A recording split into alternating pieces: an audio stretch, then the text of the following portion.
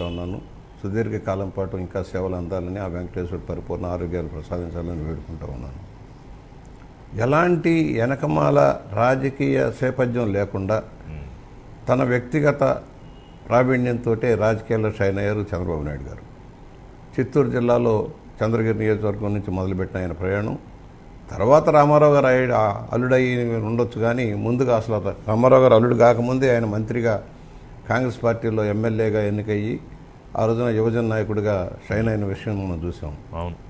ఈ సుదీర్ఘ ప్రయాణంలో మేము అందరం కలిసి ప్రయాణం చేస్తున్నాం. రామ్మోహన్ రావు గారు, మేము అందరం పెద్ద ఆయనతో కలిసి ప్రయాణం చేస్తున్నాం. చంద్రబాబు గారితో కలిసి ప్రయాణం చేస్తూ ఉన్నాం. చంద్రబాబు గారు విజనరీ, చాలామందికి అర్థం కాదు. ఆయన ఏంటి సైంటిస్టా అంటే సైంటిస్టే, ఒక ఐటీ ఎక్స్పర్ట్ అంటే ఐటీ ఎక్స్పర్టే, ఎకనామిక్ ఎక్స్పర్ట్ అంటే ఎకనామిక్ ఎక్స్పర్టే. అనేక రంగాల్లో తనదైన కృషిలో, ఎందుకంటే 85 ఆ ప్రాంతాల్లో ఆయన పెద్ద ఆరేటర్ కాదండి. రామ్మోహన్ రావు గారికి మాకు తెలుసు, పెద్ద వక్త కాదు. ఎలాగా ఈయన ఇంత వక్త కాదు, అట్రాక్టివ్గా స్పీచెస్ ఉండవు ఎలాగా అనుకునేవాళ్ళం. ఇవాళ ఆ రాటు తేలిపోయారు. ఇవాళ అన్ని రంగాలను కూడా తన గుప్పెట్లో పెట్టుకుని కృషితో నాస్తి దుర్భిక్షం, కృషి చేసి కష్టపడి సాధించుకున్న నాలెడ్జ్ తోటి రాష్ట్రాన్ని ముందుకు తీసుకెళ్లాలన్న విజనరీ. ఆ రోజున పివి నరసింహారావు గారు సంస్కరణలు పెట్టినప్పుడు అందరూ భయపడ్డారు దేశంలో. మేము కూడా విజయవాడలో మహానాడులో ఈ విద్యుత్ సంస్కరణ మీద నిర్ణయం చేసేటప్పుడు నేను ఆ రోజే చెప్పాను, అయ్యా గర్వం లాంటిది ఇది, దీన్ని అందరూ ఆస్వాదించలేరు, మీరు అయితే తప్పితే ఈ సంస్కరణ ఫలితం దెబ్బతిన్నాం. ఆ సంవత్సరం ఆ ఎన్నికల్లో దెబ్బతిన్నాం సంస్కరణ ఫలితంగా. కానీ రాష్ట్రానికి మేలు జరిగింది, దేశానికి మేలు జరిగింది. ఆంధ్రప్రదేశ్లో జరిగిన సంస్కరణలు దేశానికి ఉపయోగపడ్డాయి. ఆయన తీసుకున్న ప్రధానమైన నిర్ణయాలు టెలికాం రెగ్యులేషన్స్లో మార్పులు తెచ్చారు. ఇవాళ ఒక విప్లవం వచ్చింది, టెలిఫోన్ విప్లవం వచ్చింది దేశంలో. అలాగే హైవేస్, నేషనల్ హైవేస్ ఆ రోజున లేవు, రోడ్లు లేవు, నేషనల్ హైవేస్ కూడా అరకొరగానే ఉండేవి. ఆ రోజున వాజ్పేయి గారిని ఒప్పించి ఆ రోజున పీపీపీ ప్రాజెక్టులు తెచ్చిన ఫలితంగా ఇవాళ నేషనల్ గ్రిడ్ ఏ విధంగా ఇంటర్నేషనల్ స్థాయిలో పెరుగుతూ ఉన్నాయి మొత్తం ఇన్ఫ్రాస్ట్రక్చర్.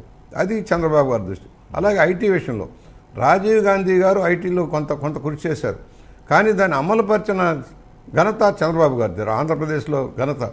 ఇవాళ ఐటీ సిటీ వచ్చిందంటే బెంగళూరుతో పాటు, బెంగళూరు తర్వాత హైదరాబాద్ చాలా వెనక ఉండేది. నేను 85 ఆ ప్రాంతాల్లో ఏపీ టెక్నాలజీ చైర్మన్గా చేశాను. అసలు ఐటీ లేదు అప్పటికి, ఐటీలో తర్ఫీదు లేదు, ఐటీ యంత్రాంగాలు లేవు, పెద్ద భూషణాలు ఉండేవి, విప్రవారి భూషణాలు ఉండేవి పెద్దగా. ఇప్పుడున్న దానికి వచ్చే సెల్ ఫోన్లో ఉన్న దానికి ఒక పెద్ద భూషణ కావాల్సి వచ్చేది.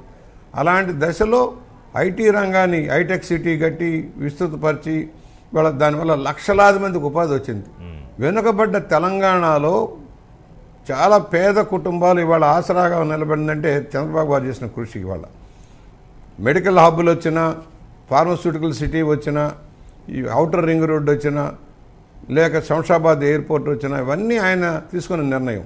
అనేక సంస్కరణలు రామారావు గారు సాంఘిక విప్లవం తీసుకొస్తే దాన్ని ముందుకు తీసుకెళ్ళిన చంద్రబాబు గారు. అనేక సంస్కరణల ఫలితంగా రాష్ట్రం తెలంగాణకు మేలైంది. ముఖ్యంగా తెలంగాణలో కూడా నీటిపారుదల ప్రాజెక్టులు ఆ రోజు మొదలైనవి, ఆ రోజున మ్యాక్సిమం ప్రాజెక్టులన్నీ మొదలైనవి. ఈరోజు ఆయన ఆంధ్రప్రదేశ్ వెనుకబడిపోతుంది. ఆంధ్రప్రదేశ్ ఎందుకంటే ఒకప్పుడు తమిళనాడు నుంచి విడిపోయినప్పుడు కర్నూలు వెళ్ళాం, కర్నూలు నుంచి హైదరాబాద్ వెళ్ళాం, ఇలాగ పిల్లలను పెట్టినప్పుడు తిరగటమే కానీ అభివృద్ధికి నోచుకొని సీమాంధ్ర ప్రాంతానికి న్యాయం చేయడం కోసం ఇవాళ ప్రయత్నం జరుగుతూ ఉంది. ఇవాళ సాహసం ప్రాజెక్టు పూర్తి చేయాలి. ఏమిటి రాజధాని అంటే చెప్పుకోలేని పరిస్థితి ఆంధ్రప్రదేశ్ ప్రజలది. ఏది మొన్నటిదాకా కూడా, మన ఎన్నికలు మీరు లేదు, ఒక ఆలోచన.